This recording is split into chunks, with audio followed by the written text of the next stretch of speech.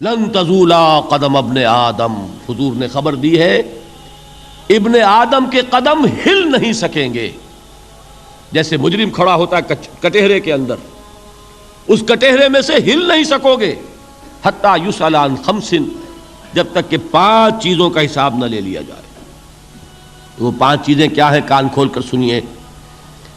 عن عمرہ فیما افناہ، عمر کا حساب دو، یہ 80 برس اور 70 برس ہم نے تمہیں دنیا میں دیے، کہاں ضائع کیے.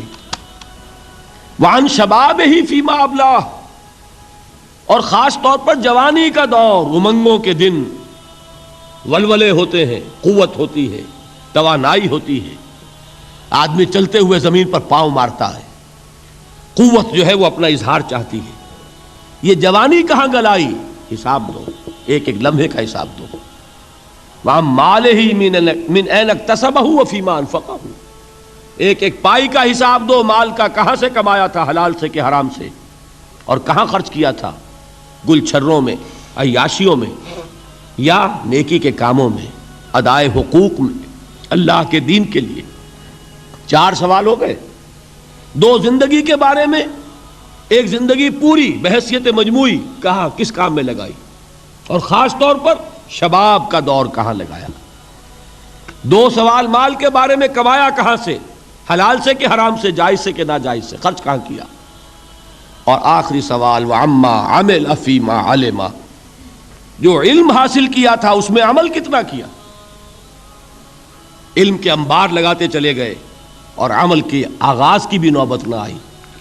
یہ علم جو ہے یہ اس روز سب سے بڑا وبال بن جائے گا انسان. اتنا علم اور عمل کچھ نہیں، بجائے کہ کریڈٹ کا ذریعہ بنے یہ الٹا ڈیبٹ کا کھاتہ بن جائے گا. یہ جواب دہی کا احساس ہے کہ جس کی وجہ سے انسان کی ٹریجڈی جو ہے وہ دوہری ہے. کوئی حیوان اتنے بوجھ تلے نہیں، مشقت کی، محنت کی، اس زندگی میں ختم ہوئے، اس کے بعد کوئی محاسبہ نہیں. اس کو بھی غالب نے خوب کہا ہے کہ اب تو گھبرا کے یہ کہتے ہیں کہ مر جائیں گے، اور مر کے بھی چین نہ پایا تو کدھر جائیں گے.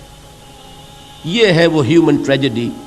اب میں آپ کو توجہ دلانا چاہتا ہوں، ایک تو گوتم بدھ کا فلسفہ، اس کے فلسفے کا مین تھیم یہ ہے سروم دکھم، آل از پین، آل از سفرنگ. اور اس نے جو بھی اپنی محنت کی یہ تو اللہ ہی بہتر جانتا ہے کہ اسے بعد میں ملا کیا اور کیا نہیں ملا. ایک بات آپ سے عرض کر دوں، گوتم بدھ کے بارے میں ایک بہت جید عالم، میرے نزدیک بر صغیر پاک و ہند کے علماء میں جو اس صدی کے علماء ہیں ان میں ان کا بہت اونچا مقام ہے، مولانا مناظر احسن گیلانی رحمۃ اللہ علیہ. گیلان قصبہ ہے ایک بہار کا، وہاں کے رہنے والے تھے. ان کی زندگی زیادہ گزری حیدرآباد دکن میں، عثمانیہ یونیورسٹی میں استاد رہے. انہوں نے گوتم بدھ کے بارے میں یہ لکھا ہے کہ میرا یہ گمان ہے کہ وہ بھی اللہ کے نبی تھے، اور اس کی دلیل دی ہے.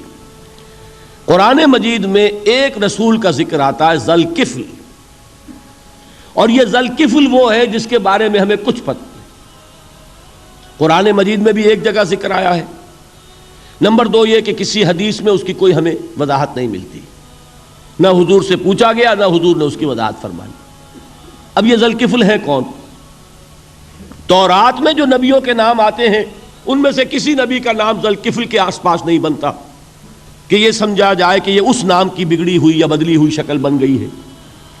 تو انہوں نے جو کہا ہے وہ بات وزنی معلوم ہوتی ہے اس اعتبار سے کہ کپل وستو، کپل پے جو ہے وہ عربی میں ہے نہیں، وہ فے بنتی ہے. تو ذوالکفل کے معنی کفل والا، اور یہ کفل جو ہے کپل، کپل والا، جس کو ہم کہتے ہیں کپل وستو کا شہزادہ. تو انہوں نے یہ کہا ہے کہ گوتم بدھ کے بارے میں یہ خیال، یہ میں عرض کر دوں کہ اس کو ہم یقین سے نہیں کہہ سکتے، یہ ان کا گمان ہے، خیال ہے، واللہ عالم کہیں گے ہم، لیکن امکان ضرور موجود ہے. قرآن کہتا ہے وَلِكُلِّ قَوْمٍ ہاد، ہم نے ہر قوم میں ہادی بھیجے. وَإِن مِّن قَرْيَةٍ إِلَّا خَلَا فِيهَا نَذِيرٌ، کوئی بستی ایسی نہیں دنیا میں جس میں کوئی نہ کوئی خبردار کرنے والا نہ آیا ہو. تو یہ ممکن نہیں ہے کہ وہاں نبی نہ آئے ہوں، لیکن ان کی تعلیمات اتنی بدل گئی ہیں کہ ہم ان کو پہچان نہیں سکتے. حضرت مسیح علیہ السلام کی تعلیمات اگر عیسائیوں سے ہم سمجھیں تو کبھی بھی انہیں اللہ کا نبی نہیں مان سکتے.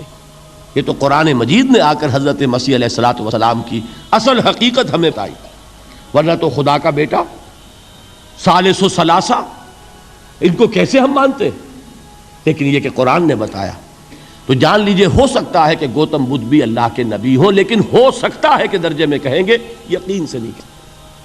بہرحال گوتم بدھ نے اس دکھ، رنج، صدمہ، غم جو انسان کا مقدر ہے اس کا مشاہدہ کیا، اور پھر تپسیائیں کی، علم حاصل کیا، رشیوں منوں کے پاس گیا، اس نے کوشش کی کہ معلوم ہو سیلویشن کا راستہ کون سا ہے، اس دکھ سے نجات پانے کی کوئی سبیل بھی ہے کہ نہیں، اس غم سے، اس نجات سے، اس اندوہ سے انسان کسی طریقے سے چھوٹ سکتا ہے یا نہیں۔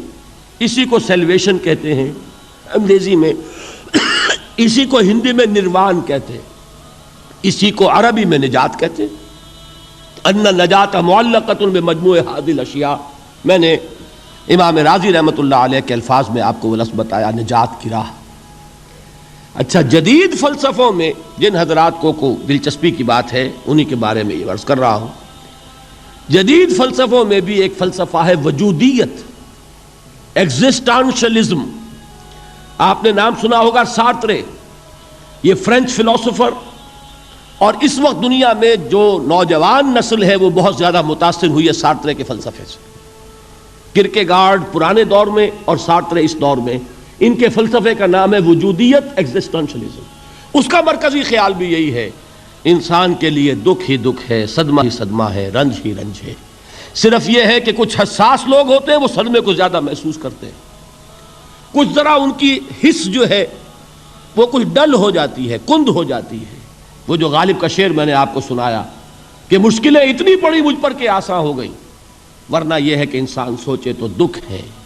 اب یہ دکھ جو ہے، اس سے نجات کا کوئی راستہ بھی ہے کہ نہیں، یہ کوسچن مارک ہے، جس کا جواب ہے تیسری آیت میں، اِلَّا الَّذِينَ آمَنُوا وَعَمِلُوا الصَّالِحَاتِ وَتَوَاصَوْا بِالْحَقِّ وَتَوَاصَوْا بِالصَّبْرِ۔ جو ایک نا امیدی کی کیفیت طاری ہوتی ہے، وَالْعَصْرِ إِنَّ الْإِنسَانَ لَفِي خُسْرٍ، زمانے کی قسم ہے تمام انسان برباد ہونے والے ہیں، تباہی میں ہیں، گھاٹے میں ہیں، ٹوٹے میں ہیں۔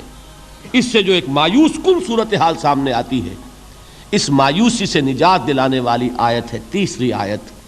ایک راستہ ہے، یہ امید کی کرن ہے، تباہی سے بچ سکتے ہو، ابدی بربادی، وہ بربادی۔ یہاں تو یہ ہے کہ ہم نے مشقتیں اٹھا لیں، فاقے جھیل لیے، تکلیفیں برداشت کر لیں، صدمے برداشت کر لیے، لیکن موت آئی، اس کا خاتمہ ہو گیا۔ لیکن اس کے بعد اگر خدا نہ خواستہ جہنم میں جھونک دیے گئے، وہ ابد الآباد تک کی، وہ ہمیشہ ہمیشہ کی جلن۔ قرآن کہتا ہے کہ اگر ایک کھال جل جائے گی، جھلس جائے گی، اللہ اور کھال دے دے گا۔ دیکھیے، یہ بھی جدید دور میں آپ کو معلوم ہوگا، بورس بکائی نے جو کتاب لکھی ہے، دی فرینچ سرجن، اس نے ثابت کیا ہے کہ قرآن مجید نے جتنے نیچرل فینومینا کا حوالہ دیا ہے وہ بالکل سائنس کے مطابق ہے۔ آج ہمیں یہ معلوم ہے کہ حس جو ہے وہ صرف کھال میں ہوتی ہے، کھال حساس ہوتی ہے، کھال اتر جائے نیچے جو ہے گوشت جلے گا، آپ کو تکلیف نہیں ہوگی۔ معلوم قرآن نے کہا ہے کہ جب کھالیں ان کی جھلس جائیں گی، ہم نئی کھال دے دیں گے تاکہ وہ سوزش جو ہے، وہ جلن کا احساس برقرار رہے، وہ ختم ہونے نہ پائے۔ حالانکہ اس کی ضرورت نہیں ہے، اگر اندر کا گوشت بھی حس والا ہوتا تو پھر کھال دوبارہ عطا کرنے کی ضرورت نہیں ہے، گوشت جلے گا، اس سے بھی جلن کا اور سوزش کا احساس ہو جائے گا۔